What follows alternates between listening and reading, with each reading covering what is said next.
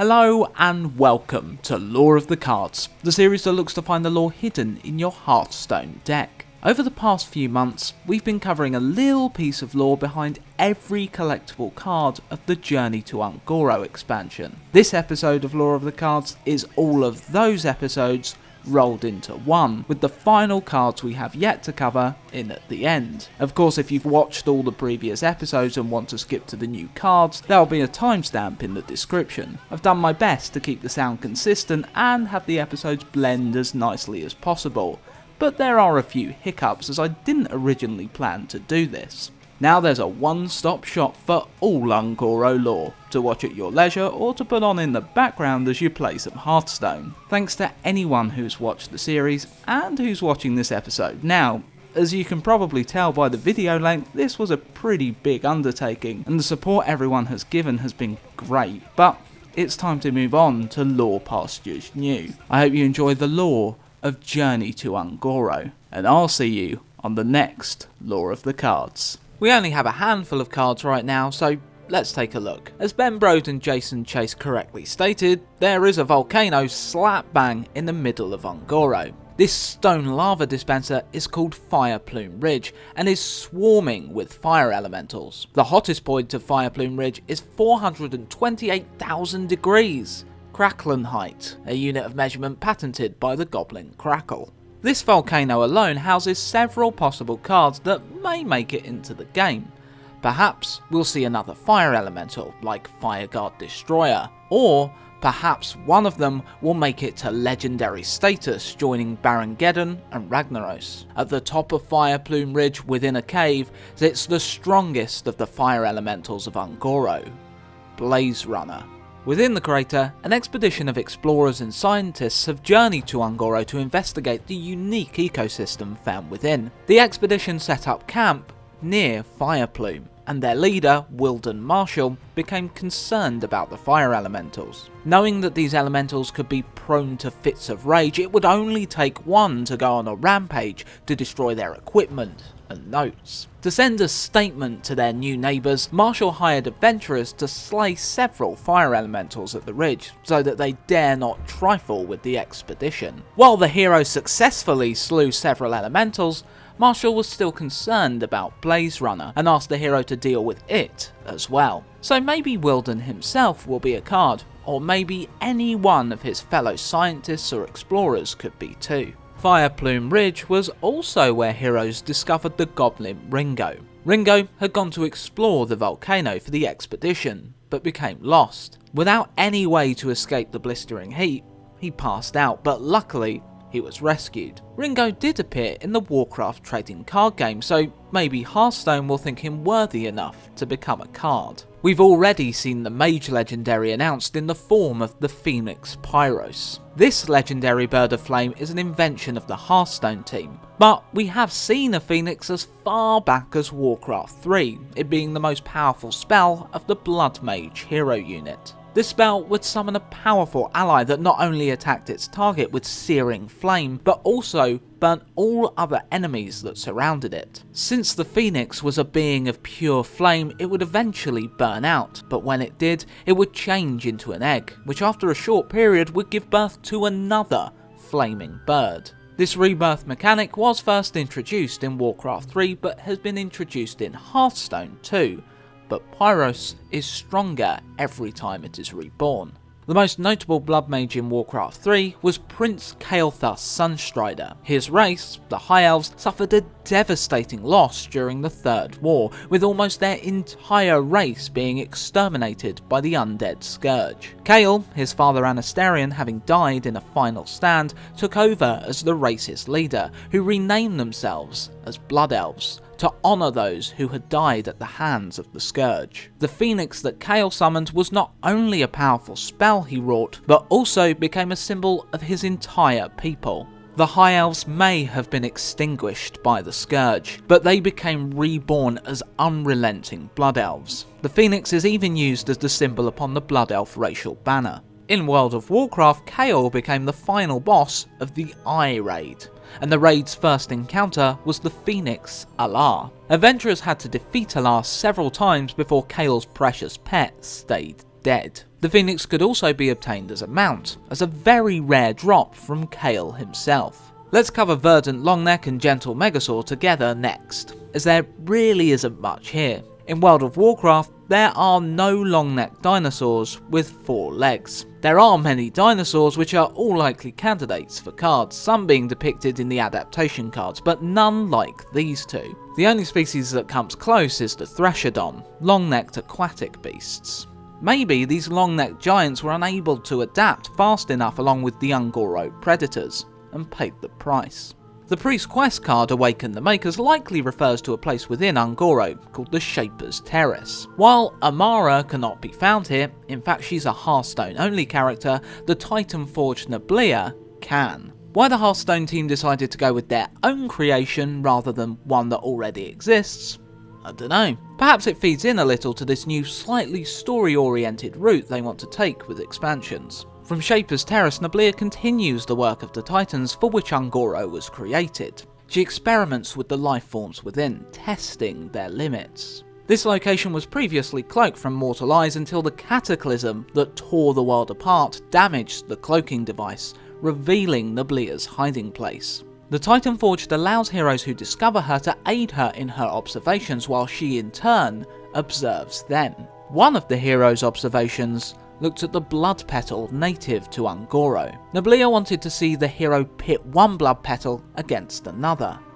These poisonous and ferocious moving plants were very effective even against each other, let alone beings of flesh and blood. Could this be one of the deadly plants Broden Chase hinted about? In another observation, the hero became a gorilla and spoke with other gorillas that offered advice to them. Firstly, that some of the gorillas had harnessed the power of thunder and their thunderous stomps could stun dinosaurs. Second, that tribal strength was more important than the strength of an individual. And third, that these gorillas did not respect orcs and humans, as those predators only killed the gorillas for their fur and left them to rot. They also told each other jokes in this observation, mocking the hero for earlier quests where he or she came and killed gorillas just because a goblin told them to.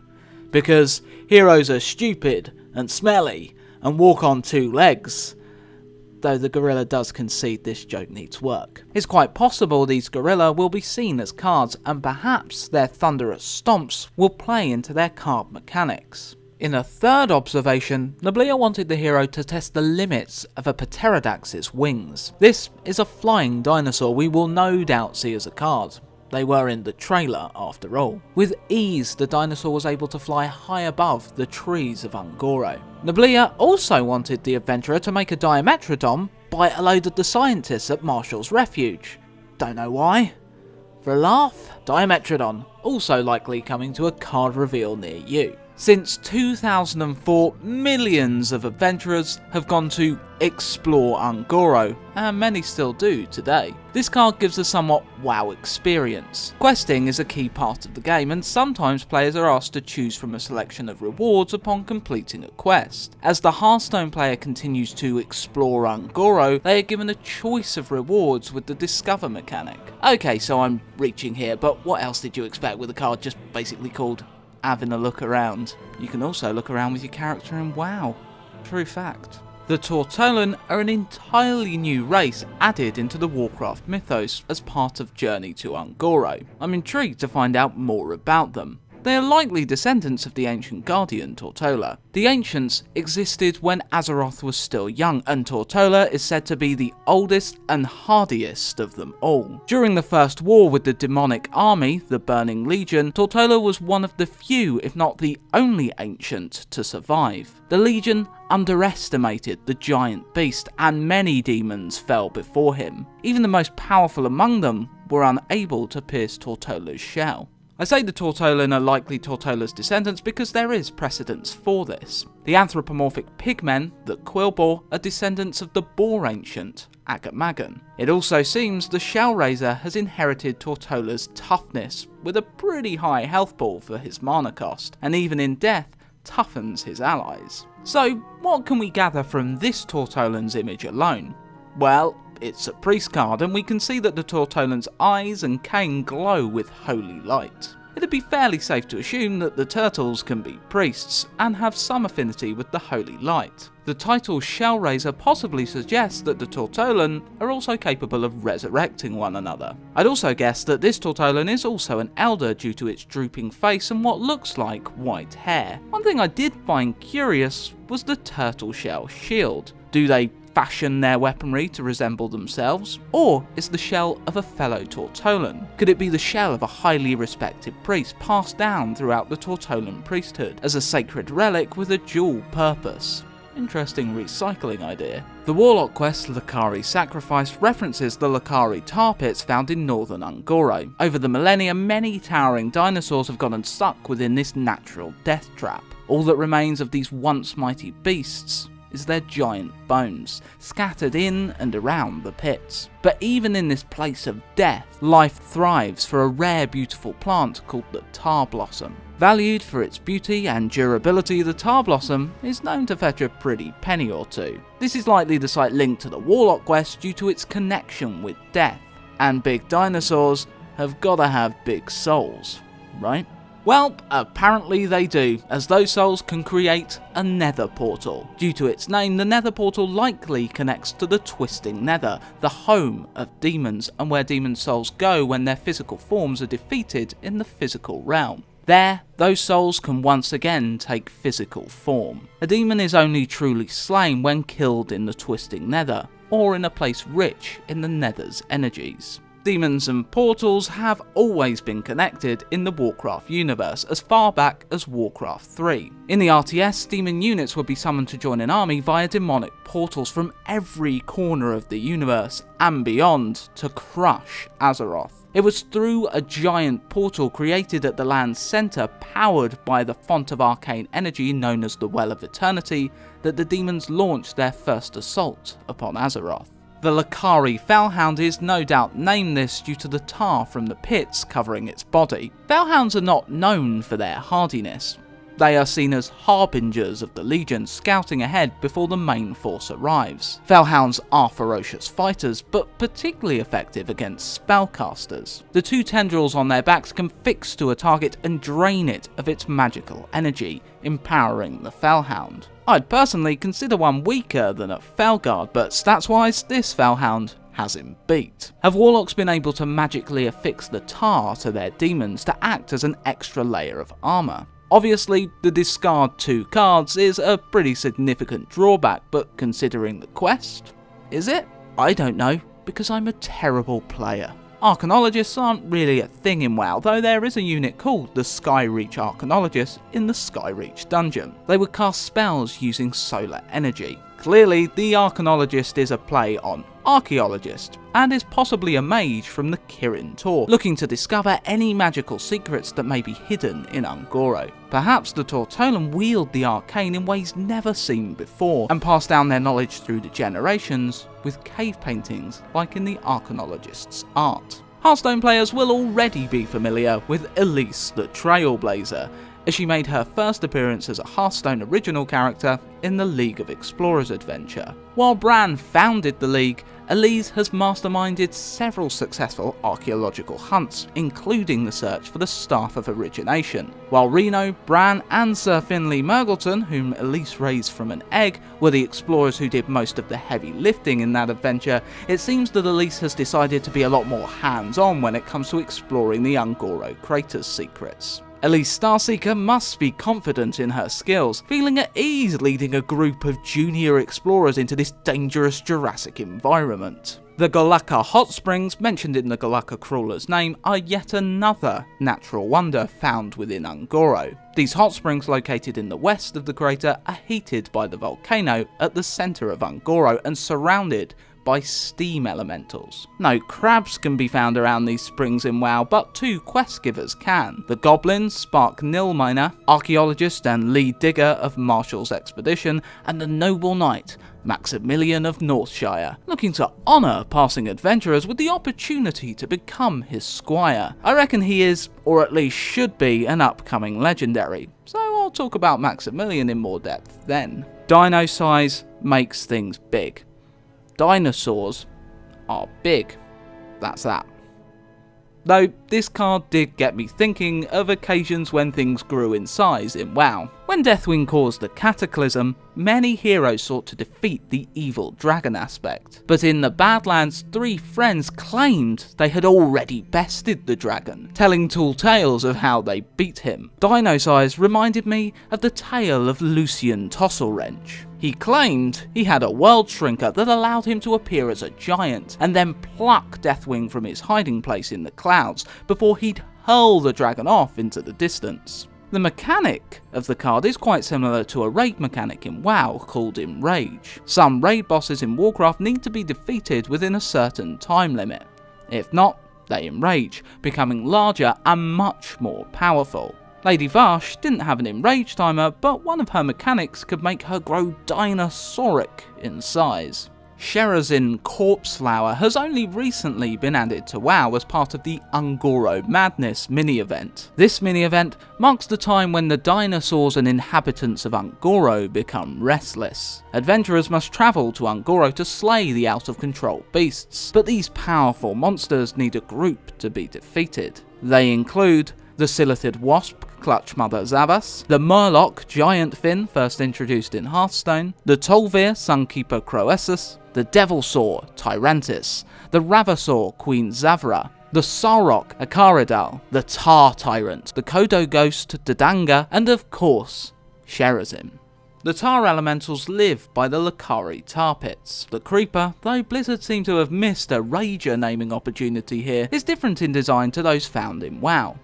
The WoW Tar Elementals are more akin to bog beasts like the Fen Creeper. It would seem Hearthstone are looking to introduce new visual varieties of Tar Elemental within this expansion. Adventurers will not often cross paths with a Tar Beast, and the unspeaking elementals are hard to predict, but can fly into an aggressive rage without warning. Since the elementals do not speak and barely have faces, it's unknown what drives these erratic mood swings. In WoW, the Goblin Tara experiments with using scrapings from these elementals to create a glue to make her rich. King Dread exists within WoW as a dungeon boss in the Drak'Tharon Keep instance. Dread is found in the lands of Northrend at a time when the undead scourge dominated the area. All that the shambling horrors seemed to touch withered and died. These were desperate times for the Drakari Ice Trolls. Once a force to be reckoned with upon the northern continent, they now feared the Scourge. Many of them had been slain and converted to foot soldiers of the undead army. During a hunting trip, a group of Drakari happened upon Dread,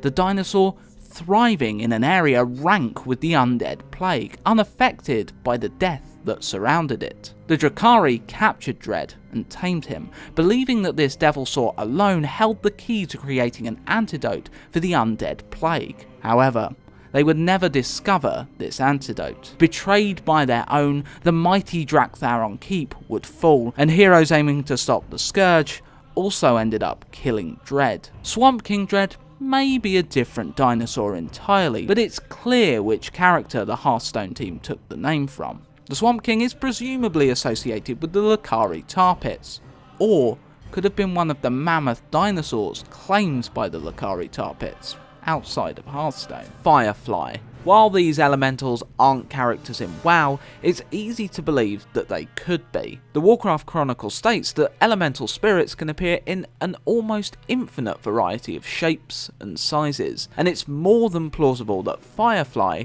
could be one of those shapes. In WoW alone, fire elementals appear as dogs, birds, spiders, turtles, giants, and more human shapes, to name a few. There are fireflies in World of Warcraft, but they are beasts, not elementals. Creatures that can be found on both Azeroth and the Orcish homeworld of Draenor. They are hunted for their beautiful wings. It's unknown what powers the light in the firefly's abdomen, though a leading theory is that the light is magical in nature. Primalfin Merloks have been added as a new Merlok variety in Journey to Un'Goro. In WoW, there were no Merloks in Un'Goro.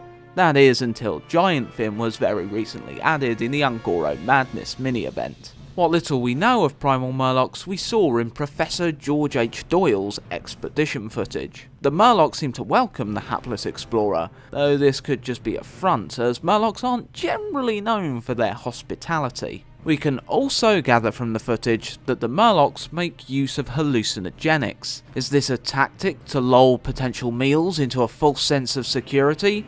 Part of a ritual? Or just for laughs? This possibly ritualistic behaviour makes me think of the Bleeding Hollow clan of orcs on the alternate Draenor, but that's some alternate timeline stuff that I'm not getting into here. One of the rituals that the chieftain of the clan would participate in was to sacrifice an eye to gain a vision of their death. We have already seen several Tol'vir announced for the expansion: the Stone Shaper, Warden, and the legendary Sunkeeper Tarim. It is highly likely these Tol'vir are of the Nephesset tribe, as their bodies are made of stone. The race was created not long after the imprisonment of the Old Gods by the Titanforged, as part of a new generation of Titanforged. The Tol'vir and Anubisath were entrusted with guarding the Forge of Origination. This construct helped regulate the rhythm of Azeroth's traumatized world soul that will one day become a Titan in the wake of the Titan-forged Old God War. It had another purpose too, to destroy all life on Azeroth if the planet became corrupted.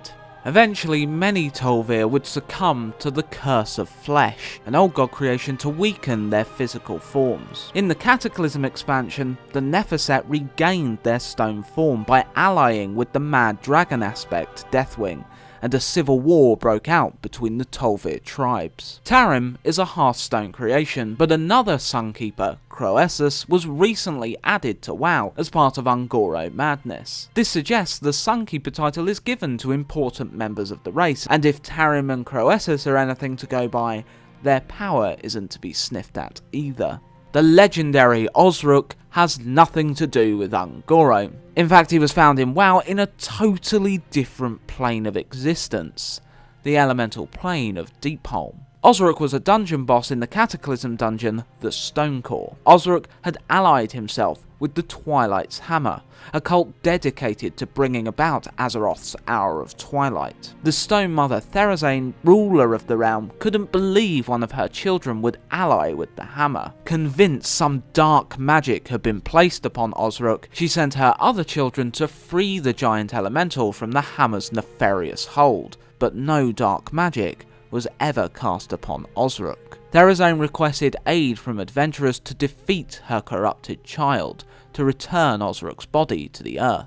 As a foe, Osruk was difficult to kill, much like his card design. By using his Elementium shield ability, he had a high chance to reflect back attackers' spells, and with his Elementium spike shield would cause melee attackers to bleed profusely. Obviously, Osruk was added to Journey to Ungoro due to him being a notable elemental. The Mage's Flame Geyser spell is clearly inspired by the volcano at Ungoro's centre.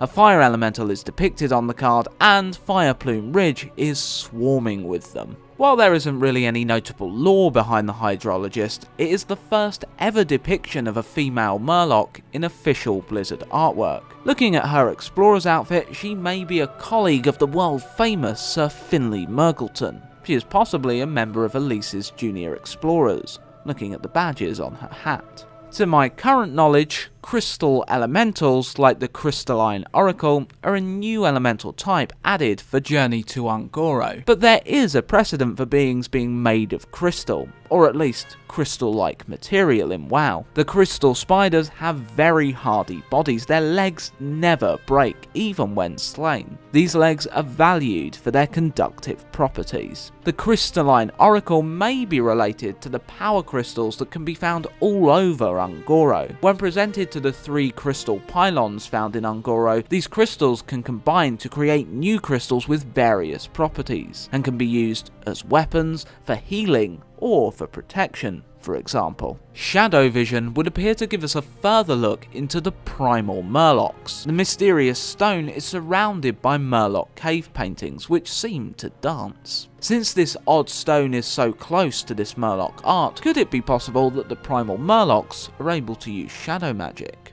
While the Mimic Pod itself has not been used in WoW, there are several occasions when players find themselves fighting copies of themselves. The Shard of Doubt in the Temple of the Jade Serpent dungeon would make players fight an image of themselves, and so too would Herald Volage. There are more enemies who pit heroes against themselves, but these are perhaps two of the most notable. I'm unsure as to what area the rogue quest The Caverns Below is referencing. It's possible it may be referring to the cave located in the old Marshal's refuge, before Marshal and his men needed to move after the cataclysm. I say this because of the Crystal Core reward card. This cave gleams with the power crystals located around Un'Goro, and is the only place to have such a high concentration of these fragile glimmering shards. But this cave isn't exactly below, being located up a hill. There is another cave system located at Fungal Rock, where the Un'Goro gorillas live, but again, I don't think it's here. The adventurer depicted in the card seems to be wandering a place where not many tread.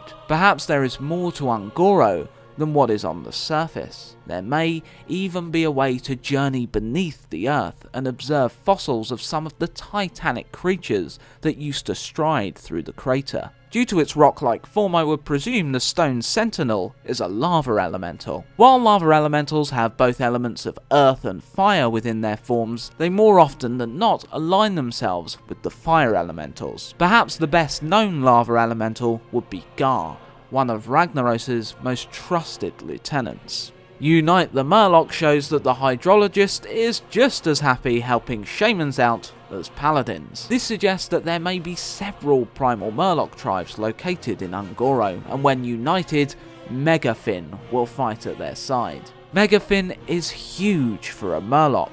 The only other Merlok to come close to it in size is Mutanus the Devourer. But this boss, located at the end of the Wailing Caverns, is no Merlok, but is instead a manifestation of the Emerald Nightmare. Seems I've said this a lot this episode, but Kalamos is yet again a Hearthstone character creation. There is a precedent for Primal Elementals in Warcraft lore, though these elementals are rare. Primal Elementals are formed of all 4 elemental types. Animus was a primal created by the Twilight Hammer. The hammer fed Animus with power in order to make the primal explode and obliterate the Thousand Needles and surrounding areas. The Elementium Monstrosity was another creation of the hammer, when the Ascendant Council combined their forms to become a primal. The Council were once mortals that transformed into elementals who served the Twilight's hammer. Finally, the Warlock legendary Clutch Mother Zavas has recently undergone a transformation in World of Warcraft. She was once a rare spawning Silithid Reaver that could be found on the Slithering Scar in Un'Goro. Recently, she has matured into a Silithid Wasp, and is a boss encounter during the Un'Goro Madness event. The Silithid Hive in southern Un'Goro is currently nurturing a Silithid Colossus that, when fully grown, will be unleashed upon the crater. The Glacial Shard is an ice elemental, a type of water elemental under the leadership of Neptulon the Tidehunter. Perhaps Warcraft's best known ice elemental is Aun. This mighty elemental is a seasonal boss encounter that has a chance to reward a rare Frost Scythe when defeated. The story was that the doomsaying cult, the Twilight's Hammer, was looking to force Aun into a war with Ragnaros. This would have begun an elemental war on Azeroth, but luckily this plan never came to fruition. Thunder lizards aren't actually found in Un'Goro, frequenting less lush, much drier regions such as the plains of the Barrens or the canyon of Thunder Ridge. Well, until Thunder Ridge was flooded, that is. They made their first appearance in the Warcraft games in Warcraft 3 as neutral, aggressive monsters that shot lightning from their mouths. Tauren legend states that some Kodo beasts are bound to the spirits of the skies and storms, and it is from these tales that the Tauren explain the existence of creatures like the Thunder Lizard. How accurate those tales are cannot be said. The servants of Kalamos are, unsurprisingly, servants of the Shaman legendary. They too are primals, seemingly fascinated by their patron, and they were observed on Professor Doyle and E. Malone's journey through Un'Goro. The servants of Kalamos displayed an odd behaviour, seemingly copying something from other smaller elementals, and then creating an entirely different elemental. The intimidating Volcanosaurs are creations of Hearthstone. They appear to be Devilsaurs infused with the element of fire. Devilsaurs are the apex predators of Un'Goro, and it seems the element of fire not only makes them more vicious, but also makes them hardier, if the adapt effect Volcanic Might is to be believed. The Gluttonous Ooze is an ooze variety found in Un'Goro. In WoW, the ooze is similar in appearance to other oozes, with a humanoid skull embedded within. The Hearthstone card actually better represents what an ooze is though. They are mindless creatures, adapting to and taking on characteristics of the environment in which they find themselves. Given that the Gluttonous Ooze is within a prehistoric environment, it makes sense that dinosaur bones have gotten stuck within its gelatinous form. Oozes are said to have once been elementals, but chaotic powers transformed them into the tortured mess they are now. The Blaze Cooler is yet another fire elemental connected to the volcano at Un'Goro's heart. It's hinted in E. Malone's journal that during his journey with Professor Doyle, one of these giant elementals almost broiled them alive. The Blaze Cooler isn't in WoW, but as stated last episode with the Firefly, elemental spirits can take on an almost infinite number of shapes and sizes. Hemmett's back and hunting in the jungle, and decided to discard a few of his clothes. Hemmett Nessingwary is a prolific, world-famous hunter in the Warcraft universe. In nearly every WoW expansion, there has been a questline involving Hemmett hunting rare and exotic animals. In Vanilla, he's in Stranglethorn Vale, Burning Crusade, Nagrand, Wrath of the Lich King, Sholzar Basin, Mists of Pandaria, Valley of the Four Winds, and in Legion, he hunts in High Mountain. Hemmett was also invited to the alternate Draenor in Warlords prior to Legion, to hunt what he thought would be rare game, but it turned out he'd actually been drafted in to hunt the Iron Horde's wolves. Finding the prospect of hunting domesticated mounts less than thrilling, Hemmett spent a lot of his time drinking and fishing. Living Mana seems to have been added to the game for its interesting mechanic. Treants have been a part of the Druid's arsenal since Warcraft 3, the Keeper of the Grove hero unit summoning them to battle, expending mana to do so. Living Mana has a very Druid feel to its art, the treants sprouting from the mana crystals, as if the crystals were seeds, relating back to the Druid's connection with nature. During the first card reveal with Day 9 and Peter Whalen, they mentioned that each class had a certain aspect of Un'Goro which would represent them, whether that be the elementals, the plant life, or a type of dinosaur. It seems that the raptor has been chosen to represent the hunter. A good match, as raptors are intelligent, vicious pack predators. Troll hunters also share a special affinity with these dinosaurs. They respect one another's speed, cunning and ferocity. Raptors are the most successful variety of dinosaur, not only found inside Un'Goro and other places in Azeroth, but also on the orcish homeworld of Draenor. Some explorers believe birds are descendants of dinosaurs thanks to fossils of feathered raptor arms found by explorers. Perhaps a connection confirmed with the recently added Falcosaurus in Legion. Even raptor young, like the small raptor, are dangerous. They have been known to be able to eviscerate an entire adult cow in less than 10 seconds. There are several varieties of young raptor that can be found in World of Warcraft and can be kept as vanity pets, one of which is in Un'Goro. Another hatchling that can be claimed by players is the Razormaw variety. This can be found in a nest near the rare spawning Razormaw matriarch in the wetlands. The crackling Razormaw is perhaps a nod to this raptor variety despite them not being found in Un'Goro, and is clearly empowered by the elements. There was recently a Dinosaur Queen added to World of Warcraft, the Ravasaur Queen Zavra. Ravasaur are a very similar dinosaur breed to raptors and are native to Un'Goro. Queen Carnessa, summoned through the Marsh Queen quest, is a Hearthstone character, but shares a few things with Zavra. Both are larger than your average raptor or Ravasaur, and both overwhelm their foes by calling large swathes of their brood to fight their attackers. Salrock, like the Terra Scale Stalker, were just native of the lands of Pandaria to the south. The recent Un'Goro Madness event changed that, having a Caradol as one of the encounters. The Salrock were created by the Mogu. It is suspected during the reign of the Emperor Lei Shen around 15,000 years ago.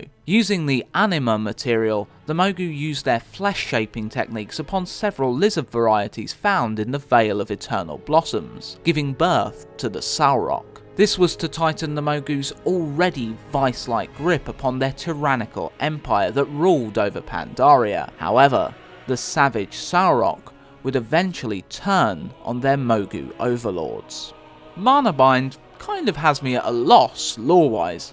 I can't remember ever seeing a creature in Warcraft like this, but it kind of reminds me of Chaos from Sonic Adventure. My guess would be that the creature depicted is a water elemental with Ungoro power crystals embedded within its form. Water elementals have been utilised by mages for a long time, so it makes sense that one could be used to represent a mage spell. Perhaps the power spike given to the elemental with the power crystals is what allows it to aid the mage in using enemy spells against them, though I can't say this with any certainty as the creature's top half seems oddly solid for a water elemental. Funnily enough, in a place as large and strange as Ungoro, you can get lost in the jungle. Though this card does tell us a little more about the behaviour of the Tortolum. They are trying to save the Silverhand recruit. They are clearly friendly and were welcoming to Professor Doyle and E. Malone when they encounter the race. The Stegodon was used as an example during the Day 9 and Peter Whalen stream of a dinosaur which represents a class. Like paladins, Stegodon are noble and look to defend others. These giant herbivores are anything but docile. When provoked, they can be short-tempered, charging at and viciously goring trespassers who either threaten them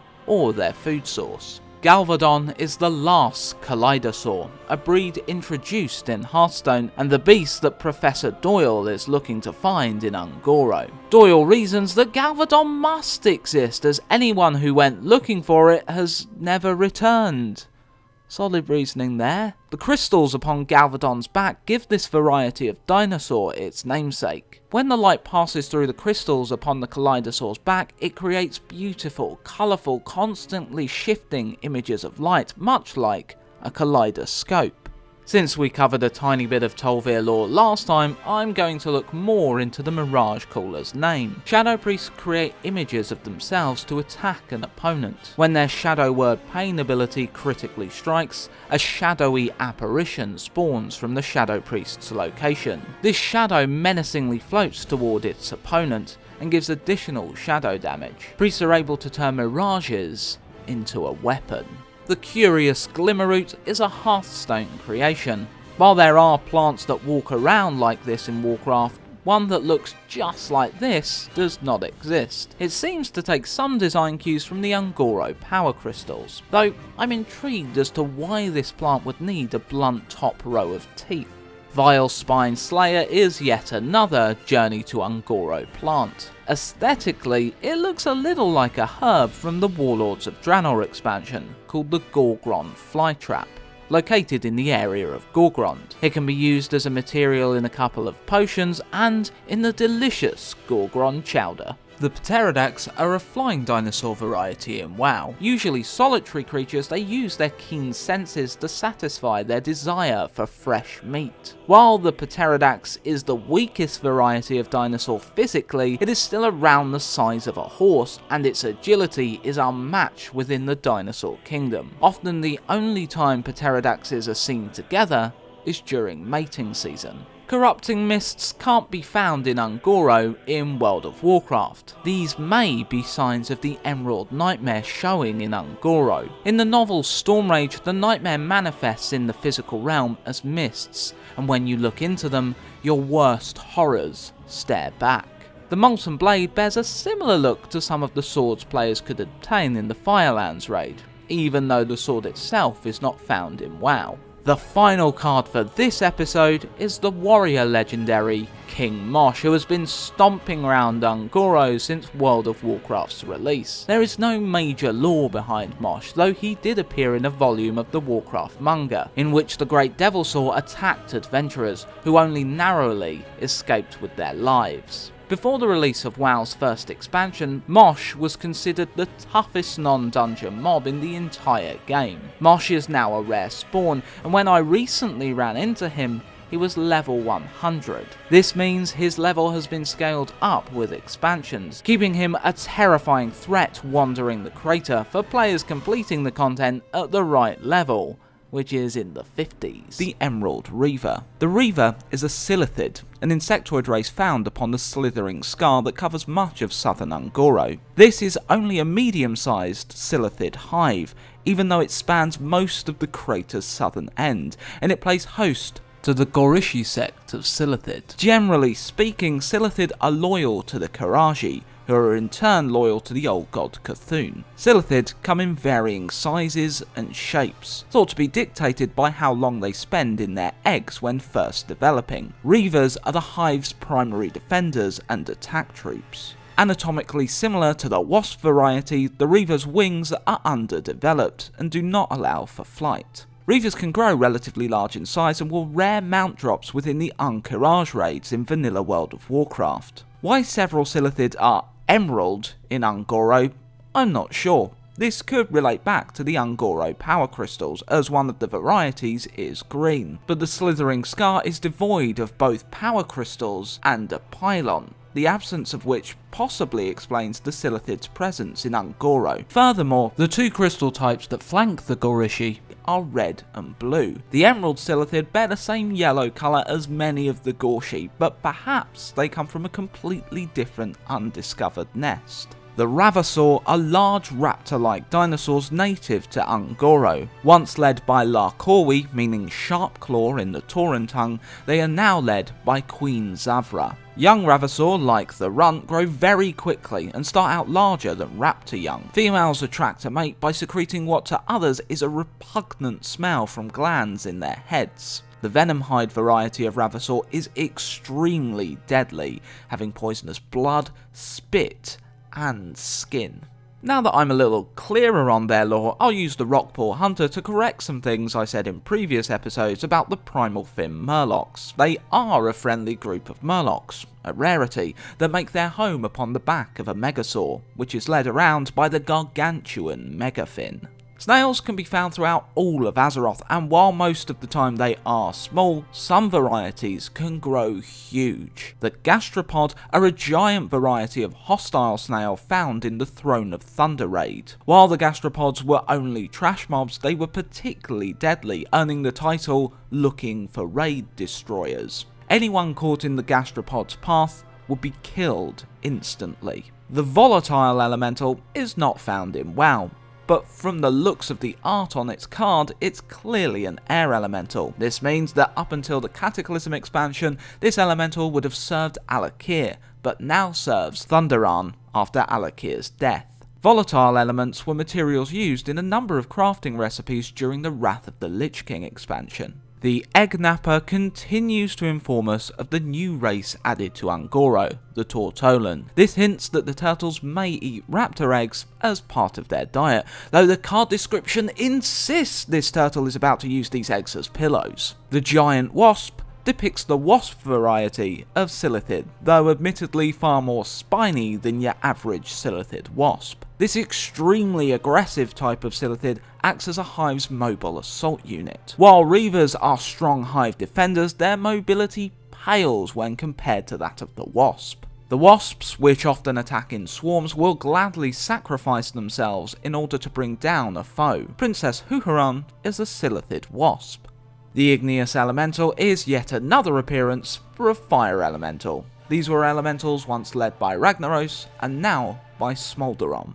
The Pterodax hatchling is a rare vanity pet that can be found through the archaeology profession in WoW. It can be obtained through collecting fossil artifact fragments. Pterodaxes lay their eggs underneath the fossils of their ancestors to allow their hatchlings to absorb their elders' ferocity and cunning. The Fire Plume Phoenix is clearly connected to the volcano Fire Plume Ridge at Un'Goro's centre, though in WoW there are no phoenixes in Un'Goro, but one is referenced. During a questline with the mighty knight Maximilian of Northshire, who has granted you the honour of being his squire, the knight informs you there are several damsels to be saved. One lady needs her purse recovered from a lake, one needs saving from a cliff and totally isn't thrown to her death by Maximilian expecting his squire to catch her, despite the fact the squire was standing right next to him. The final damsel in great distress is attacked by a mighty phoenix, which actually turns out to be a parrot. Maximilian slays the parrot, which is actually the damsel's pet. See why I thought this guy should be a legendary? Rocks come in varying shapes and sizes in World of Warcraft, from carrion birds like the greater rock, so named for their diet and bald heads, which make sure their feathers don't get matted while feeding. Rocks can also be birds of prey like the Gortalan rocks, or giant birds like the Fleshrender rock, which look similar in appearance to dread ravens found on the orcish world of Draenor. Two-headed rocks like the one in Hearthstone are extremely rare. But there is also one in WoW, a rare mob called Emberwing, which used to have a carrion bird model. Saber-Toothed Tigers do not specifically exist in WoW, though many tiger varieties do have canines similar to the size of a saber-toothed tiger's fangs. In fact, it was not until the Mists of Pandaria expansion that tigers more similar to those of our world were introduced to World of Warcraft. The Threshodon is an aquatic dinosaur found all over Azeroth. In fact, there seems to be a lot of their corpses in the WoW version of Un'Goro. This may be because a Threshodon's meat is allegedly pretty tasty. They also produce other helpful resources, ambergris and an oil that was once used to fuel the lighthouse of the town of Theramore. There is no particular connection between Murlocs and Threshodons, though the Threshodon Old Serikis did share his home with several Murlocs in the Black Fathom Deeps dungeon. That was until the Twilight Hammer came, killing many of the Murlocs. Many other creatures in Serikis' home were hunted for food by the Hammer, but no matter how hard they tried, the Hammer never caught Serikis, and those that tried too hard ended up dead. Serikis was driven from its home by the Guardian of the Deep.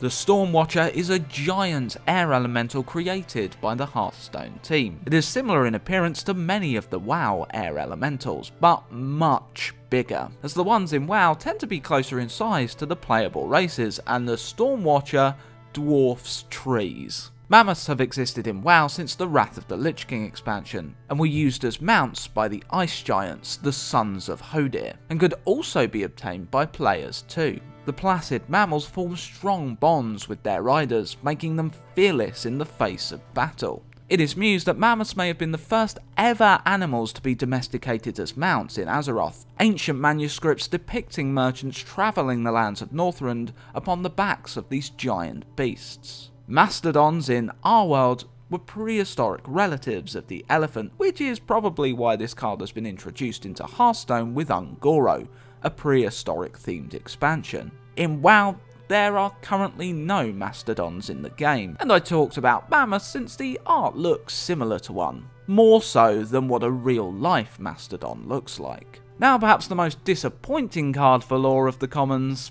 is the Ultrasaur. There is none. Stats wise, one of the most powerful minions in the game has no lore. There was a dinosaur that existed on Earth called the Ultrasaurus though, and like the Hearthstone card, it had a long neck. Unlikely it grew a mini forest on its back though. The Devilsaur egg and the charged Devilsaur. These giant dinosaurs are among the largest predators to ever walk the lands of Azeroth. While many of these creatures died out a long time ago, a few can still be found thriving in Un'Goro Crater, Sholzar Basin, and the Isle of Giants near the continent of Pandaria. Isolated individuals have been known to appear in other regions as well. While King Mosh is the largest of the Devilsaur in Un'Goro, the Devilsaur Queen is perhaps the most dominant Devilsaur in the crater. This queen was mistaken for a dragon by Maximilian of Northshire and slain by him with assistance from his squire. Much debate has centred around the Devilsaur's diminutive arms, as their purpose is unclear. Are they used to help the Devilsaur stand to a vertical base, or are they used in some way to attract a mate? In combat, it is the Devilsaur's powerful jaws that it puts to devastating use, not these relatively scrawny arms. While there are no charged Devilsaurs in WoW, it's clear this has been added to fit the elemental theme of the expansion. The humongous Razorleaf is a plant variety created for Journey to Un'Goro, though it seems the Hearthstone team did manage to give this fella some lore. I guess that the plant in the trailer is a humongous Razorleaf, meaning that they can grow as large as some of the largest dinosaurs, and sustain themselves on a diet of smaller dinosaurs. They appear to be ambush predators, lying in wait and then striking with impressive speed, faster than that of a pterodax. It would appear the razor leaf is not picky with the flesh it consumes, though goblins in a light cream sauce are its favourite. It would seem that the Stonehill Defender depicts a Tortolan warrior of some description. The artwork gives more clues as to how far the Tortolan are into their development as a culture, the Defender having a weapon fashioned from a piece of wood with a dinosaur bone attached. Stonehill is not an area found in Un'Goro in WoW, so it would appear to have been added in Hearthstone. Stonehill may very well be important to Un'Goro's Tortolan population. This would explain the Tortolan's defensive voice lines, at odds with the friendliness exhibited by other Tortolan. The Pterodax Fledgling looks like it's the hatchling all grown up. We've covered most Pterodax lore already, but how about this little snippet? One of the flying dinosaur's greatest weapons is its ear-piercing screech. It is so loud it is capable of turning a humanoid's eardrums to bloody pulp. While the Frozen Crusher does not exist in WoW, ice elementals that look like it do, such as the ice avatars in the region of Winterspring. One that probably matches the Crusher for size, as it is a very large version of this kind of elemental, is the raid mob called the Ancient Waterlord, found in the Dragon Soul raid. Though these giants were bound, forced into serving the Twilight Hammer. The Emerald Hive Queen represents another type of Silithid, the Queen variety, responsible for laying the eggs of a Silithid colony. There used to be a quest in WoW where players would fight the Queen of the Gorishi Hive in Un'Goro to supply its brain to the alchemist Pestilzug. The alchemist wished to study the brain to aid in fighting the Silithid presence in Un'Goro. The hero was able to lure the Queen out of hiding using a crystal found in the Hive network, which Pestilzug believed the Silithid used for hive-wide attunement. This quest would later be removed. It would seem that Silithid queens can come in many shapes and forms. The Gorishi Queen resembled a wasp Silithid. Aenemis the Hive Queen found in Tanaris resembles the Colossus Silithid variety. What is suspected, though not confirmed to be a Silithid queen in the region of Anchorage, is a giant bug-like creature that constantly churns out eggs. The bright-eyed scout has no deep lore connected with her. She's likely a part of Elise's party and apparently likes cupcakes, but who doesn't? Freaks. Or people with a gluten allergy. Or diabetics. Or any other dietary requirement that prohibits cupcake consumption. But since this appears to be a female dwarf, it does remind me of an NPC found in Un'Goro, Kana Remtravel. Kana is part of Marshall's expedition and is the inventor of the gorilla bot Amy01. Remtravel created Amy to better study the gorillas of Un'Goro, but the bot was expected to have reported back to her by the time adventurers met with Remtravel. The hero had travelled to the gorilla's cave at Fungal Rock to find Amy in disrepair. After fixing the robot, Amy gave the hero the data she had collected but wished to remain with the other gorillas, a development that Remtravel found fascinating. The Bittertide Hydra is a mob that exists within WoW. It exists within the Sholzar Basin in Northrend, another area that acts as a Titan research ground. However, the card art depicts a Hydra model that was introduced in the Warlords of Draenor expansion, which took place upon the Orcish homeworld, a four-legged rather than a two-legged Hydra. This model has been used for Legion as well, meaning this four-legged variety existed upon both worlds. Hydra are notoriously difficult to kill due to their regenerative ability. Despite the fact Hydras are ancient beasts, not too much is known about them. They are ferocious and notoriously difficult to tame, though hunters in WoW do have that ability. Each head seems to have independent thought, and some Hydra, like Akumai, are connected heavily with the old gods, thought to be a favoured pet.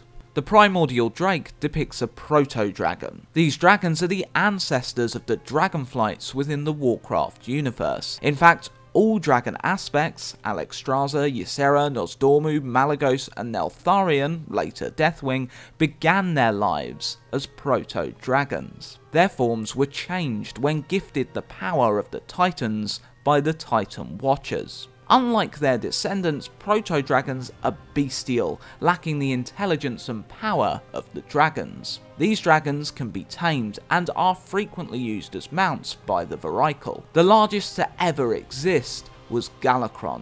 He feasted upon his own kind and threatened Azeroth's very existence, but was slain by the fledgling aspects and the Titanic Watcher, Tyr. Finally this episode, we have the Tortolan Primalist, again giving us a little glimpse into the Tortolan race. The card's flavour text, "I see pizza in my future," as well as being an obvious Teenage Mutant Ninja Turtles reference, tells us the Tortolan have seers that believe they can see into the future. All we can really draw from to find the Tortolan's lore is the Un'Goro promotional material, and the cards, as these humanoid turtles were added to the Warcraft mythos in Journey to Un'Goro. It's important to state that Hearthstone lore is not canonic in the Warcraft universe, though characters have made it into Warcraft from Hearthstone, such as Sir Finley Murgleton. There has been mention of a reptilian warrior with a shell reminiscent of a turtle's in the Chittering novel, so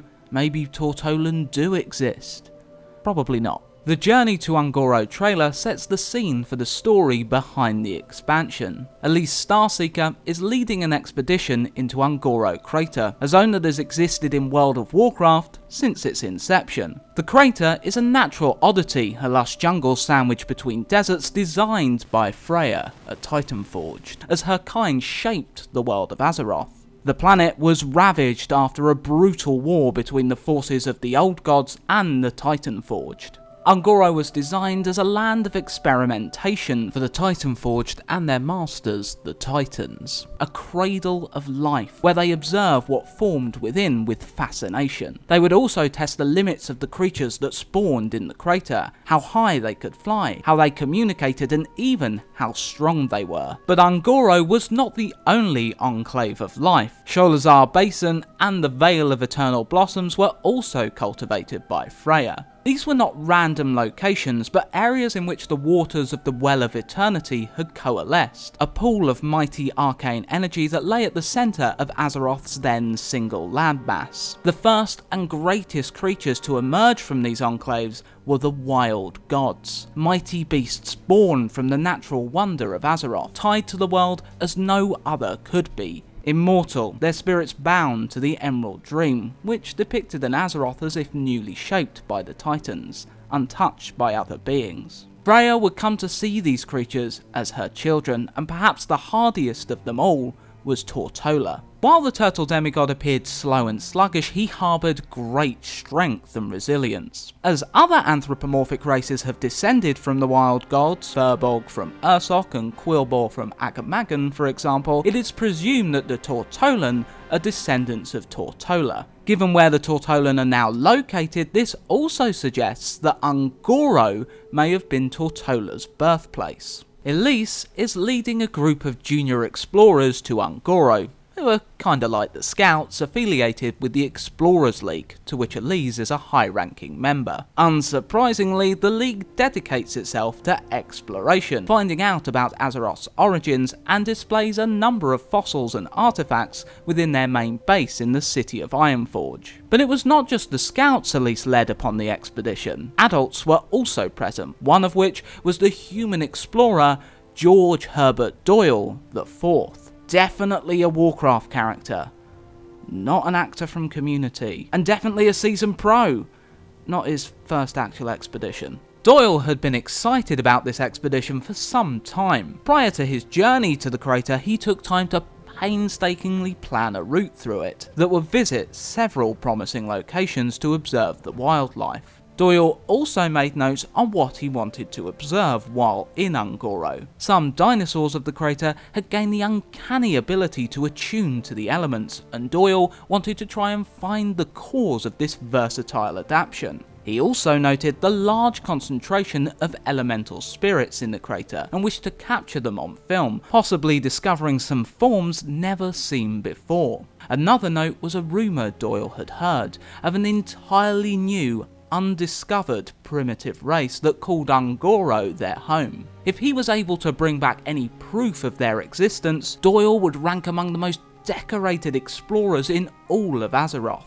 The image Doyle had sketched was clearly that of a Tortolan, perhaps able to sketch what the new race may look like from circumstantial evidence. But these were not Doyle's main reason for exploring Un'Goro. He wished to discover Galvedon, the last of the Kaleidosaur, named for the multifaceted patterns and colours that appear when light hit the crystals that made up part of the dinosaur's body, images similar to that of a kaleidoscope. Doyle was certain Galvedon existed, as any who had gone searching for the massive reptile had vanished without a trace.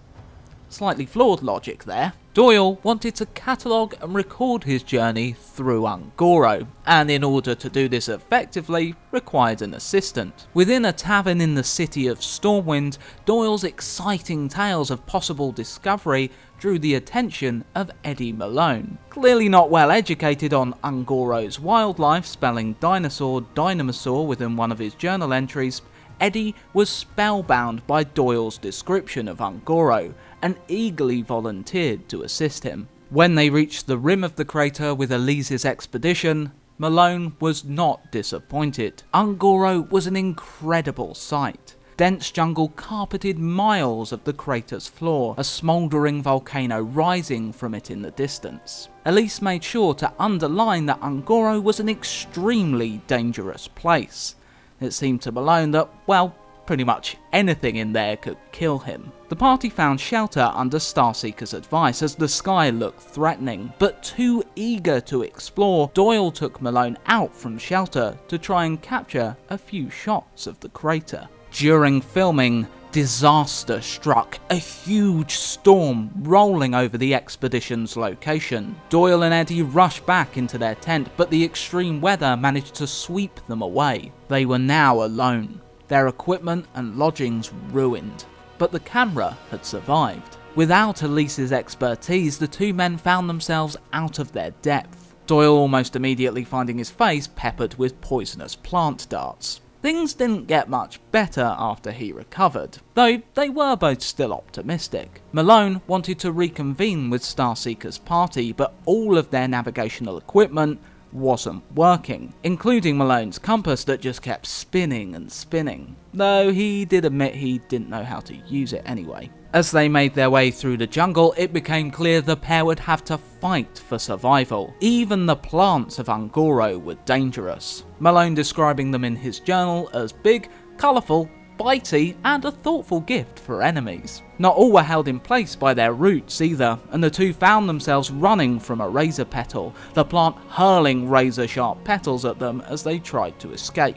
Things didn't get much better after escaping the deadly plant, Doyle and Malone finding themselves the captives of a group of Saurok. Trying to be nice to the natives, advice Elise had given them, Malone offered his compass as a present. The Saurok accepted the gift, but bound the two and ate through their rations. Finally, luck was on Malone and Doyle's side. Before they could find out what the Saurok had planned, they were rescued by the Tortolan. The Saurok are a known entity within the Warcraft universe, so it gives us some indication as to the strength of the Tortolan. The Lizardmen originally came into existence in Pandaria, the Mogu creating them to act as enforcers to keep the other races of Pandaria in line under the Mogu's oppressive regime. The first instance of a Saurok appearing in Un'Goro was with the quite recently added Un'Goro Madness event, Akaradal. I would guess this was to link the Saurok to Un'Goro for the upcoming Hearthstone expansion. It was originally planned that the Saurok would not be a part of the Journey to Un'Goro expansion, humanoid alligators and crocodiles being pitched. These would have been created by the Tol'vir, Titanforged like the Mogu. As Un'Goro was filled with dinosaurs, the idea was that the Tol'vir's enforcers would need to be physically stronger than the Saurok to tussle with the beasts of Un'Goro. Eventually though, the Hearthstone team decided to just stick with the Saurok, as they were already altering quite a lot in Un'Goro from the WoW version. Sure, adding Saurok is away from that, but an entirely new race would have been even further from the established lore. Game designer Dean Ayala backed up the Hearthstone team's choice of Saurok, stating, "Saurok were created by the Mogu, who were created by the Titans. With Un'Goro being such a Titan-influenced location, it's not so unrealistic that similar beings were created there. Either way, whether crocodile men or lizards, the Sauroch was specifically designed to dominate other creatures. This tells us that the Tortolan may be pretty strong fighters, perhaps inheriting some of their ancestor Tortola's mighty resilience, or perhaps they fight smart, making sure to outnumber the Sauroch. Though I think option 2 is a little less likely, as some Tortolan aren't particularly clever. Some concept art depicting a soldier of the race wielding a fish as a weapon. Naturally, Doyle was excited to see the Tortolan. This was the undiscovered tribe of creatures he knew could earn him legitimacy as an explorer. Malone, on the other hand, was more thankful to meet something in Un'Goro that wasn't trying to eat them. While gathered around the Tortolan's campfire, Malone approached the leader of the tribe to ask a question. Spirit Singer Umbra. Eddie asked the Tortolan female if her tribe would be able to help Doyle and himself meet back up with the expedition they had been separated from. It would seem that despite the Tortolan being isolated from the outside world, Umbra understood what Eddie said. Smiling at the cameraman, all she said was, "The greatest virtue is patience." The Tortolan led the companions up a hill and introduced them to a group of kindly Merloks. The Merloks welcomed them with open arms and the Tortolan departed. Doyle and Malone were treated to a party in the Merlok's home, which was upon the back of a giant megasaur that was led around by the friendly Titanic Merlok, Megafin. After a couple of days with the Merloks, Umbra appeared again. Shouting something unintelligible to Megafin, she pointed in the direction of the crater's volcano, Fire Plume Ridge. Clearly acknowledging whatever Umbra had said, Megafin began to lead the village in the direction of the volcano. Ending up at the Galica Hot Springs, which Hearthstone states is at the base of the volcano, though in WoW they are further from the volcano but heated by it, the two explorers once again met with Umbra. She took the two of them to one side and told them to climb the Fire Mountain to seek the truth. While not clear what would be found at the top of the volcano, Doyle and Malone took Umbra's advice. After all, the Tortolan and the Merloks had been the only natives of Un'Goro to show any kindness toward them. Doyle and Eddie climbed the volcano, observing the rich variety of elementals as they ascended. Upon reaching the peak of the volcano, Malone was a little sad not to find Starseeker's party, which is why he suspected Umbra had shown them here. The two couldn't even see the walls of the crater from where they were, just miles upon miles of thick jungle. They suspected this may be what Umbra wanted to show them, but didn't know why. Doyle was able to annoy the elementals at the exact time the volcano also erupted. The two were luckily saved when a Pterodax swooped down to rescue them from the enraged elementals and the running lava. Upon escaping the Pterodax's nest, the two explorers would finally discover what they had come to the crater for in the first place: the last Kaleidosaur, Galvadon. They also found a group of paladins here that were part of the original expedition and had befriended the rare dinosaur. The paladins introduced Doyle to Galvadon, who was filled with joy, and also mentioned that Umbra told them to expect the two adventurers. Eddie, realising Umbra seemed to be pulling many strings, also made the connection that she had been responsible for sending the Pterodax to save them from the volcano and the elementals. The card Lost in the Jungle may depict how the Tortolan met with these paladins.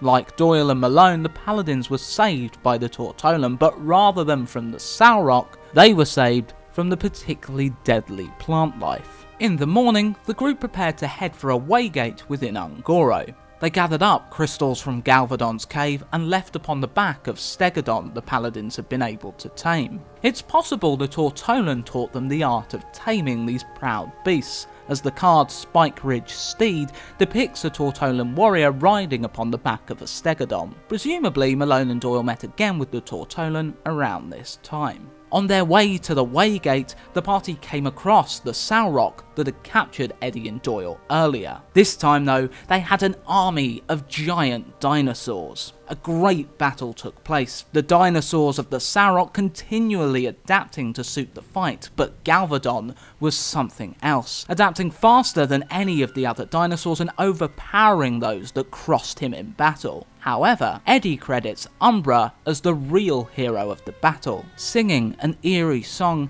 Umbra was able to make spirits rise out from her allies, which then fought the Sarok, effectively doubling the fighting force of those heading for the Waygate. Bested, the Sarok surrendered, though it may have been thanks to Eddie. One of the Sarok produced Eddie's compass, pointing to him and seemingly told the other lizard men to stand down. The Sarok even joined with the party to head toward the Waygate. The Waygate was guarded by Tol'vir, that said they may only have access to the gate if in possession of power crystals, which they picked up quite a few of in Galvadon's cave. Performing a ritual with the crystals, the Tol'vir summoned Amara, Warden of Hope. Under Amara's instruction, those present began casting the spells necessary to open the Waygate. Malone noticed Umbra seemed anxious, her gaze constantly shifting to the sky, and when he and Doyle decided to do a spot of filming, it became clear why.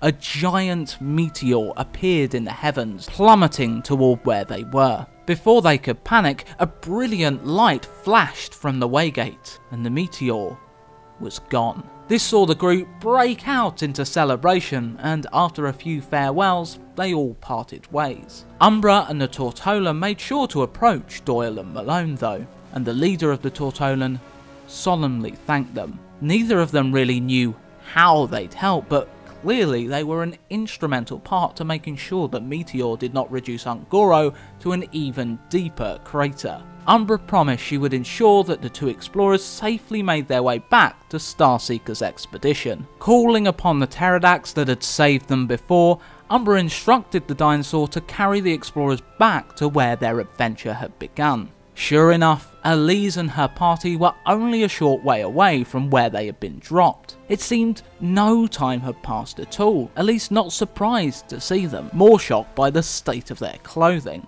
Whatever the Waygate had done, it seemed to have bent time to avert disaster. Either way, their Un'Goro adventure was about to start all over again. So, that's how the Tortolan and Umbra were involved with the story of the expansion.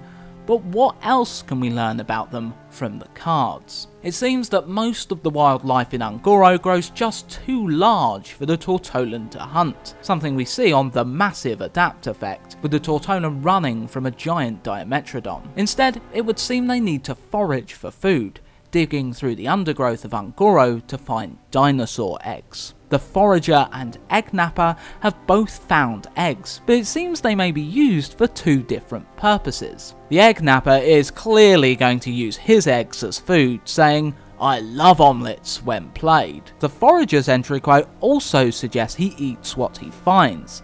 Beetleberries, my favourite. Showing it's not just eggs the Tortolan eat, but the card effect suggests something different. The Forager's battle cry sends a 5-attack minion to the player's hand, so perhaps he doesn't just forage for food, but for dinosaur companions. After all, we already know the Tortolan use Stegodon as mounts. Even if Tortola is not the ancestor of the Tortolan, we at least know the Tortolan revere him. The Tortolan Shellraiser says, "Tortola preserve us," as he enters play. This being a priest card as well would suggest the Tortolan's religious system revolves around the wild god. This reverence of Tortola likely influences their magical practices too. Druids in the Warcraft universe respect and connect with the natural world as no other mortals do, and in return, nature will aid them in battle, whether that's commanding roots to bind their enemies or being able to transform into nature's beasts to fight with tooth and claw. Since they have such respect for nature, it's only natural the Druids also have a huge amount of respect for and revere the wild gods. The Shellshifter is able to shapeshift, but not into bear, cat or any of the other more common Druid forms. They transform into dinosaurs, suggesting they draw their power from Un'Goro. Since that's the wildlife of the crater, that's what they can turn into. The heavily armoured Direhorn or the clever, deadly Raptor. The Tortolan Primalist and Umbra herself are the other Tortolan spellcasters. Umbra's magic taps into the spirit of her allies, allowing the player to benefit from their card's death rattle effect without the minion dying. This, and the Primalist's ability to see into the future, I see pizza in my future, suggests the Tortolan have a ritualistic approach to magic, befitting their tribal aesthetic. Perhaps it was the wisdom of the Primalists and Umbra that allowed the Tortolan to preempt the Meteor Strike. Their tribal nature is also displayed in their weaponry, the Stonehill Defender wielding a primitive shield and a weapon fashioned from a dinosaur bone to chase away those that threaten it. The Tortolan would appear to be very familiar with the jungles of Un'Goro, knowing when to run and when they are able to help those in need. Their familiarity with the dangers of Un'Goro has led to the Tortolan naming some of them, such as the Vorax, a tenacious carnivorous plant that the Tortolan try to avoid at all costs. The long-neck variety of dinosaur was chosen to represent the Druid in Un'Goro. Prior to the expansion's release, the only reasoning we really had for this was, well, because we felt they represented the Druid, which for me didn't quite ring true. Just because a dinosaur is a herbivore with a big neck, I didn't immediately think Druid. Though with all the long necks now revealed, the Elder, and of course the Druid's quest reward, Barnabas the Stomper, the connection between class and dinosaur is a lot clearer. All the long neck dinosaurs in Un'Goro, be they Druid related or neutral, cultivate life upon their backs. They are connected with the natural world. That world has become a part of them. Sadly, there's no lore behind Barnabas and the longnecks in general, as they aren't a variety of dinosaur in WoW. Earthen Scales reminds me of the Druid spell Bark Skin, the Scales flavour giving it an Un'Goro twist. The Bark Skin ability in WoW reduces the damage a Druid takes by 20%, a versatile defensive technique that can be used by all Druid specialisations. Restoration Druids can learn a spell very similar to Bark Skin called Iron Bark, which allows them to cast this protection on an ally. But these are all wood, not earth related. Iron Bark can be further improved by the talent Stone Bark, which reduces Ironwood's cooldown and improves the Druid's heal over time effects. Evolving Spores brings the power of mushrooms to the Druid's deck. Druids will often use the power of nature to increase the natural abilities of their allies, though none of these spells are mushroom related.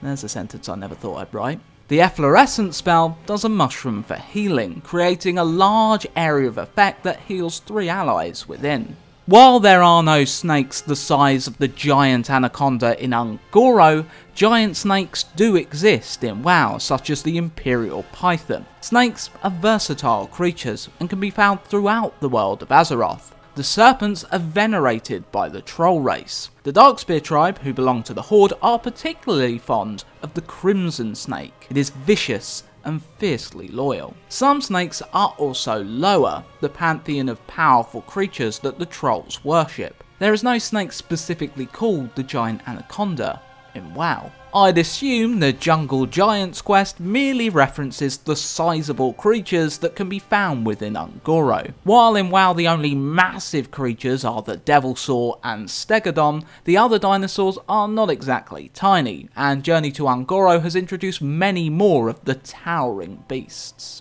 There are actually 2 Tyrantuses in WoW, and both are Devilsaur. It's likely the Journey to Un'Goro card is referencing the Tyrantus boss that was recently added to WoW with the Un'Goro Madness micro holiday event. While the card doesn't display it, the WoW boss makes use of an adaptation mechanic. When threatened, Tyrantus can undergo 6 adaptations. Adrenaline, which steadily increases his attack, Caustic Blood that summons minions from the dinosaur's own blood, Heavy-Footed, which creates shockwaves whenever Tyrantus moves, flinging attackers back, Poisonous Skin, which damages nearby players, and Spores, which launches volleys of volatile spores at his attackers. There was a Tyrantus that existed in WoW before this one. He could only be found in Ecodome Farfield. The Ecodomes were created by the Ethereals, creating little pockets of life in the otherwise ravaged lands of Netherstorm in the world of Outland. Tyrantus fought using fear. his terrifying roar causing adventurers to flee. The jeweled macaw in WoW is actually a variety of parrot that exists within the Jade Forests of Pandaria, but parrots can be found in Un'Goro. These birds also featured in E. Malone's journal, the first creatures he encountered in Un'Goro. It was pointed out to him by Elise that the macaw's cry can attract dangerous beasts, in keeping with the card's battle cry. Malone tried to capture a macaw to keep as a pet, but the bird was far tougher than it looked. And let's just say, he was unsuccessful. Grievous Bite in WoW was a particularly nasty ability used by the dungeon boss King Dread. The dinosaur would bite his victim, causing them to bleed out unless healed to full health. Seems in Hearthstone, as there is no bleed effect, this has been replaced with an AoE element. Stampede first appeared in Warcraft 3 as the ultimate ability of the Beastmaster hero unit. The hero would summon a horde of thunder lizards that would run into units, dealing sizable damage upon impact in a large area. Beastmaster hunters in WoW have kept this ability, summoning a menagerie of beasts from the wilds around the hunter to attack their target. Of course, in Journey to Un'Goro, the beasts around the hunter are freaking dinosaurs. Dinomancy is the art of being able to control the might of dinosaurs, and some talented dinomancers are able to transform themselves into the powerful beasts. In WoW, the magic school used to only be performed by the Zandalari troll tribe, until the addition of the Un'Goro Madness event. This saw a Caradel added to the game, the Saurok's title being Scumblade Dinomancer, telling us the Saurok are now also capable of dinomancy. A Caradel during a battle would howl to attract nearby beasts to aid him in combat. The Shimmering Tempest would appear to be a new elemental type added for Journey to Un'Goro. What elemental type? I couldn't say with any certainty, though it does bear some similarities to the creature depicted in Mana Bind. Perhaps they are some sort of magic or mana elemental, given the nature of the class that wields them and their effect related to spellwork. Tempest in WoW is used to describe some of the air elementals of Northrend, though these beings are clearly not air elementals. Mages frequently deal with the elements of fire and ice in their spellcasting. It appears in Journey to Un'Goro, mages have learnt to fashion the lava of Fire Plume Ridge into additional minions to fight by their side, copying a minion on the board with exactly the same strength but requiring less resources to do it. To my knowledge, there is no precedent in WoW of beings able to shape lava into entities that are completely different to the starting material. What I'm basically trying to say is the card doesn't really have any lore. Steam Elementals can be found in Un'Goro, residing by the Galica Hot Springs. In the non-canonic Warcraft RPG, they are known as Conglomerate Elementals, two elemental types coming together to form another type. Steam Elementals are formed by a union of fire and water. The Steam Surger is a steam elemental that exists in WoW, but is found outside Un'Goro, in the Burning Crusade dungeon, the Steam Vaults. His appearance also differs to the usual steam elemental, looking more like a water elemental. The inscription profession was added in WoW with the Wrath of the Lich King expansion. Players are able to create glyphs using this profession, which modifies their spells, sometimes making them more powerful or maybe an aesthetic change. Glyphs used to be like a second, more expensive talent tree, there being an optimum glyph to push the most damage, etc. Now they are less crucial, and often just add a few quality of life improvements, such as allowing other players to ride on a druid's travel form. The Primordial Glyph allows players to discover a spell and modify it slightly by removing 2 mana from it. I'm guessing this may be a reference to the inscription profession. Mages are able to cast an area of effect spell called Meteor in WoW, but in Journey to Un'Goro, this meteor is far more important. Dr. Doyle and E. Malone travelled many places on their Un'Goro journey, their course often being dictated by the leader of the Tortolan, Umbra. It would appear her dictations were very purposeful, as with Doyle and Malone's help, the natives of Un'Goro were able to prevent a giant meteor from slamming into the crater. The Open the Waygate quest likely references the Waygate found in Un'Goro. In WoW, this gate teleports players to Sholazar Basin, a zone similar to Un'Goro that the Titans used as a research ground. Perhaps this was to give the Titan Forged easy access to both grounds to carry out research. In the Doyle and Malone story, the Waygate seems to have time-bending properties, helping to get rid of a meteor and returning Doyle and Malone to a time just after their separation from Elise and her expedition. The Mage's reward seems to reference this time-bending ability. Adaptation is kind of what all the dinosaurs in Journey to Un'Goro are about. The dinosaurs have shown an uncanny ability to adapt to their surroundings, whether that be absorbing the powers of the elements, cultivating plant life on their backs, or learning to camouflage themselves on the fly. In WoW, the dinosaurs are not capable of these sudden, powerful adaptations, though several bosses during the recently added Un'Goro Madness mini-event did exhibit adaptations, likely to tie Hearthstone's new expansion into WoW.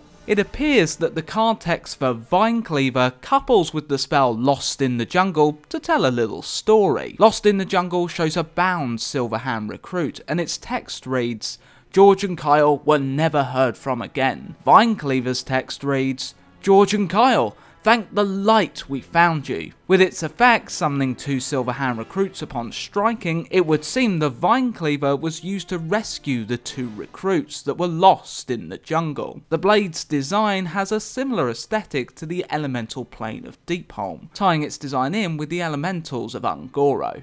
The Primal Fin Champion is fairly self-explanatory. He's evidently a champion of the Primal Fin Murlocs, friendly Murlocs that make their home upon the back of a gentle Megasaur led around by Megafin. The card's flavour text accuses the champion of being a hoarder, which may well be true, keeping odds and ends he finds around the crater on a string around his neck. Binding Heal is a priest spell that has existed within the game since the Burning Crusade expansion. In its initial inception, it healed the priest's target and themselves. Now it is very similar, but also heals a third friendly ally who is 20 yards from the other. It's a fast way of delivering healing to a small group, though if many are taking damage at the same time, the priest would be overwhelmed if just relying on this heal. It also reduces the cooldown of the powerful heal Holy Word Serenity and the AoE heal Holy Word Sanctify. It would appear the Radiant Elemental is a very rare elemental type like the Lightspawn, a light elemental. They are beings formed from the Holy Light, one of the 2 primordial forces that birthed the universe. Though it appears to be born from a pool of lava, and its flavour text, "It's a literal lava lamp," gives a strong indication the elemental is more fire related. The priest legendary, Lyra the Sunshard, has no lore behind her, but perhaps it informs what elemental type these 2 may be. Perhaps they are elementals that have been born from the light of the sun rather than that of the cosmic power. I'm going to refer to them as sun elementals. I think they're a whole new type of elemental based on what Peter Whalen said about Lyra. She's basically on the level of an elemental lord. Elemental lords like Ragnaros are the pinnacle of the element they represent. If Lyra is anything like the other elemental lords, there is no one quite as powerful as she is among the sun elementals. I would love to hear anyone's theories on Lyra. Free from Amber reminds me of 2 things in WoW. Firstly, the Mantid. These insectoids would preserve the strongest of their race within Amber. These paragons would later be awakened by their kind to help combat the Shar-corrupted Empress, Shexia. As the Mantid elders, the Klaxi, believe their maddened Empress would lead their kind to ruin. Perhaps an item that relates more to Un'Goro is the rare fossil archaeology find, Ancient Amber.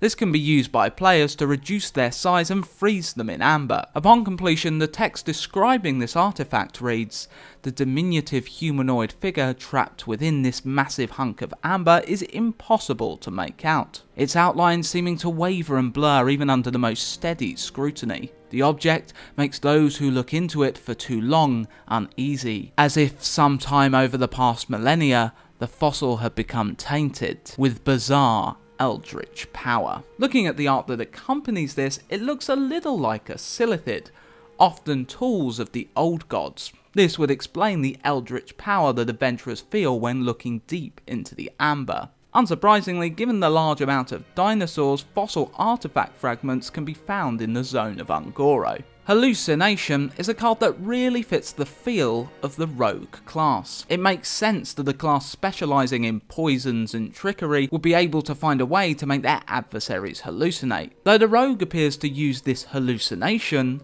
on themselves. The poisonous, deadly plant life of Un'Goro was chosen to represent the rogue, and it seems the rogue has been able to take an extract from a plant to give them a favourable hallucination, providing them with a card from their opponent's class. The Razor Petal belongs to the Lasher variety of plant. In WoW, the Lashers that reside in Un'Goro are known as the Blood Petals. These mobile plants have an interesting life cycle, starting as seeds that fall from trees of the Un'Goro marshlands. These seeds fall into the river and are carried upstream to the north, where they germinate and develop. When first formed, the blood petal enters the juvenile stage of its development. During this stage, it seeks out other juveniles, forming a gang that travel round as one, offsetting their weakness with overwhelming numbers. The group do not seek out fights, but if one is agitated, they attack as one. When reaching adulthood, the members of the group will strike out on their own.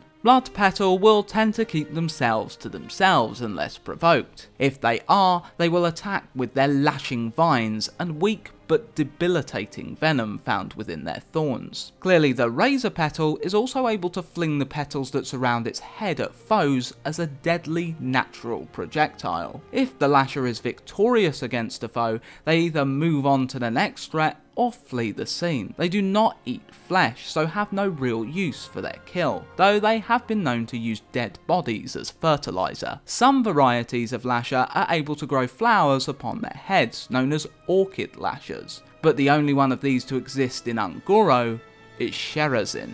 Rogues are known for applying poisons to increase the effectiveness of their weapons, so Envenom Weapon fits the class very well. In WoW, the assassination specialisation of Rogue has a technique called Envenom. This is one of the Rogue's finishing moves, requiring combo points to cast. The rogue plunges their daggers deep into their enemy, applying initial damage and making their foe more susceptible to their poisons. The art would appear to depict a female Salrock using a plant to envenom her weapon, further enforcing why the plants of Un'Goro should represent the rogue. In WoW, the Obsidian Chard is a stone golem found within the Alderman dungeon. These splinter off from the Obsidian Sentinel boss. Obsidian could also be found in the Ahn'Qiraj raids of vanilla WoW. Obsidian chunks would drop after defeated Anubisath fell to the ground. It then required a miner of some skill to harvest them. These could give large and small obsidian shards that could be used in the production of armour, but not any weaponry. If anything, the Obsidian Shard in Hearthstone may be from one of these chunks, as the Silithid were also enemies in the Ahn'Qiraj dungeons. The Biteweed is a plant variety added for Journey to Un'Goro, so there's no lore basically. Going from the art, it's possible the weed is an ambush predator, befitting the fighting style of the rogue. The vines surrounding the weed are similarly thorny and sinewy. If the weed in the image was not bearing its impressive razor-sharp teeth, no doubt it could hide quite well among the rest of the greenery. The Air Elemental is, well, an air elemental. This elemental, along with all the other air elementals we've seen up to this point, calls the elemental plane of Skywall its home, a realm of wind and lightning, its buildings floating upon blankets of clouds. The Vortex Pinnacle harbours the armies of Skywall, and the Throne of the Four Winds is its capital, acting as the seat of power for the elemental Lord of Air. It seems likely the Hot Spring Guardian, like the Steam Surger, is another steam elemental. All steam elementals in Un'Goro reside around the Galica Hot Springs, pools of water with steam geysers surrounding it, heated from a distance by the volcano Fire Plume Ridge. The only steam elementals around the hot springs in WoW are the Steaming Furies. Tidal Surge isn't a spell used by Shaman in WoW, though there are several Tidal Surge spells used by NPCs. One such spell is used by the unique ad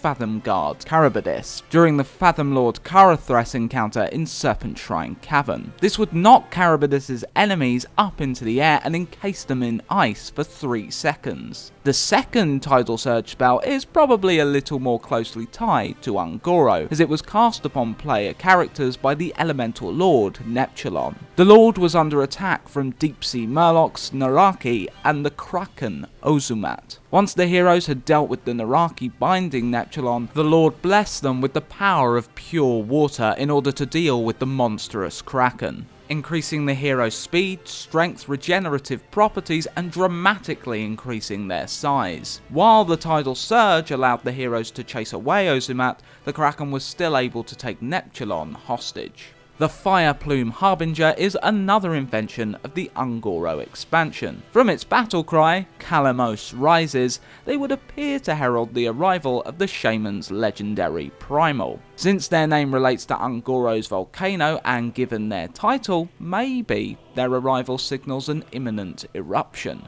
The Primal Fin totems are creations of the Primal Fin Murlocs. They summon more of their kind to a particular place, and E. Malone observed how and wrote it in his journal. The totems are made from driftwood and decorated with shells. The Murlocs drum on them, creating a sound akin to wind chimes. This can summon hordes of the Primal Fin to a single place within moments. Spirit Echo does not exist within WoW. It is a spell created for Hearthstone. Looking at the art, it seems to be a spell used by the Primal Fin Murlocs. Though it makes sense, as everything related to this tribe seems to be them either swarming to a party, swarming the board, or swarming your hand. It makes sense they'd devise a way to cheat death just so they can swarm all over again. The Tar Lurker is a mob that exists within WoW, though its appearance differs somewhat. Foliage adorning its form rather than being made of bone and tar. They are one of the more powerful tar beasts lurking around the Lakari tar pits, their level ranging from 52 to 54. The card Feeding Time shows a horde of Pterodaxes descending on a long neck to tear it to shreds, meaning that all the information given about the Pterodax from the Warcraft RPG may indeed be wrong. The RPG states they are solitary beasts, but this artwork clearly shows the flying dinosaurs working together to take down a much larger, stronger adversary. The Cruel Dinomancer is a Sauroch capable of controlling the will of dinosaurs. It's likely a few of these guys were present in the fight between the Sauroch and a group of Paladins and Tortolans, along with Dr. Doyle, E. Malone and Galvadon. The Sauroch Dinomancers use their pets to great effect, making use of their adaptations, but even these beasts were no match for the ancient Galvadon, which saw the Sauroch surrender. The Blood Bloom was added for Journey to Ungoro. It would appear the bloom gives those that use it access to power they would have otherwise been unable to tap into, but this comes at a price, draining the very life essence of the person making use of the Blood Bloom. The Chittering Tunneler depicts the tunnelling variety of Silithid. These workers of the race are responsible for digging and constructing the long, winding, cavernous tunnels that each Silithid swarm calls their home. It is likely this card art was based on the Gorishi Tunneler, found in Ungoro. It seems the Direhorn variety of dinosaur was chosen to represent the warrior in Journey to Ungoro. It makes sense, as like the Hearthstone warrior, Direhorn are extremely tough, nicely shown off by the Ironhide card. These three-horned Goliaths are found mainly on the Isle of Giants off the coast of the continent of Pandaria in the South Sea. The Zandalari troll tribe have used dinosaurs for millennia, and quite recently, when the Throne of Thunder raid was added to the game, put them to devastating use. Direhorns such as the raid boss Horidon were used as siege engines, not only being extremely tough to bring down, but capable of shattering walls and carrying hosts of trolls into battle. In fact, Horidon was too tough to bring down by adventurers, so they needed to trick the Direhorn into charging into walls to make it more susceptible to damage. Many Direhorn, like Horidon, grow to massive sizes, but using their vast knowledge of the species, the Zandalari have been able to breed smaller varieties of Direhorn to act as personal mounts. These mounts can also be obtained by players in World of Warcraft. Young Direhorn, similar to the Direhorn hatchling, can also be obtained as vanity pets for pet battling. As a rite of passage, coming-of-age Zandalari are sent into the wilds near their capital of Zuldazar to tame a wild dinosaur, usually one of the more dangerous varieties, like a Devilsaur or a Direhorn. There is a ceremonial preparation performed before attempting to tame a Direhorn. The troll carves sigils into their arm with a ceremonial horn, communes with one of their lower, drinks a wild draught, wears a twin-tusk mask, and roars with their inner voice. A cryptic process outlined by a frayed Zandalari journal torn from the hands of a defeated troll upon the Isle of Thunder. Even at small sizes, Direhorn are able to wreak havoc, causing extensive damage. In the wild, the beasts are so dangerous that the Zandalari have only one piece of advice for dealing with them: run.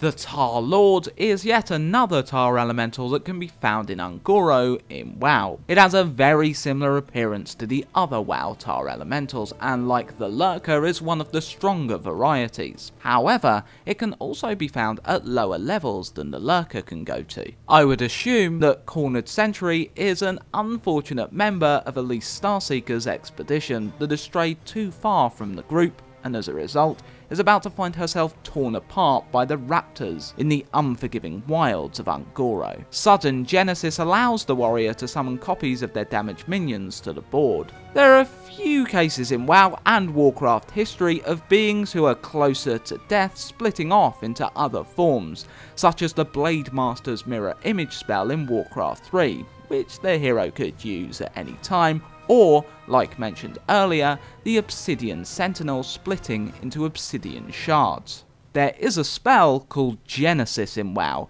used by the dungeon boss Yalnu, with a similar premise, summoning many minions to aid it. It is channeled over 15 seconds, so it can't really be called sudden. It summons sprouts which heroes need to trample. All those not trampled by the end of the spell burst from the ground as feral lashers. Finally, the warrior's quest, Fire Plume's Heart, which gives the reward of Sulfuras. This was once the weapon of the mighty elemental lord Ragnaros until he was slain in the Firelands. Are the Hearthstone team now hinting that this weapon now lies at the very heart of Un'Goro's volcano? Sulfuras has been a weapon twice in WoW.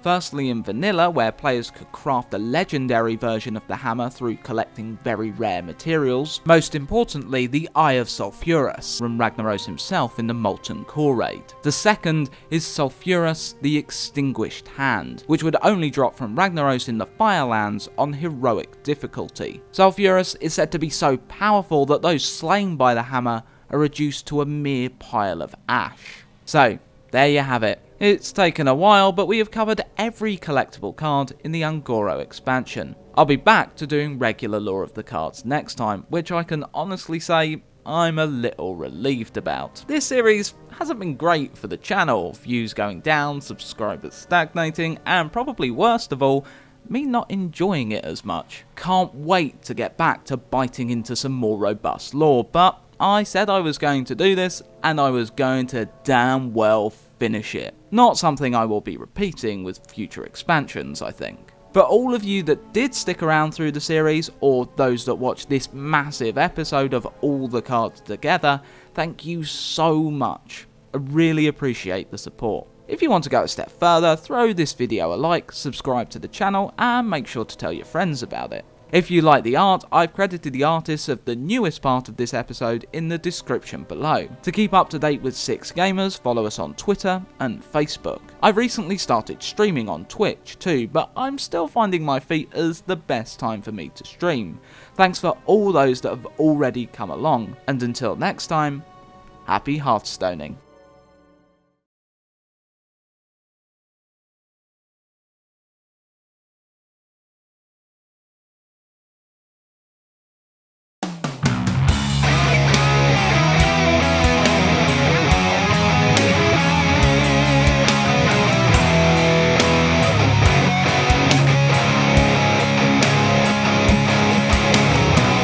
Hey there, don't be scared, my name is Ben.